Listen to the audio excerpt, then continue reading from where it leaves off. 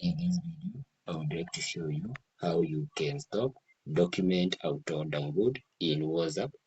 So what you're required to do is just click this three-dotted icon in the upper right hand side of the WhatsApp, then get into your WhatsApp settings.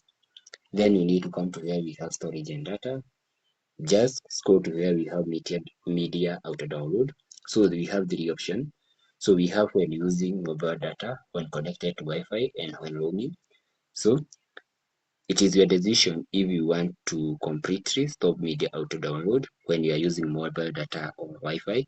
So if you want to stop document auto download when you are using mobile data, just click this option, which is here when using mobile data. Deselect document and then hit OK. Then come to where we have Wi-Fi, deselect document and then press OK. Then where we have roaming, so there is nothing which have been allowed. So, and after doing that, you will have solved the problem of automatic document auto download in WhatsApp.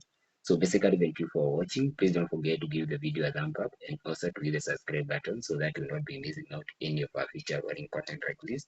So basically, what you have done is that in order to download a media file sent in WhatsApp, you must initiate is download, but you cannot download into a PC directly without your permission. So thank you for watching and God bless you.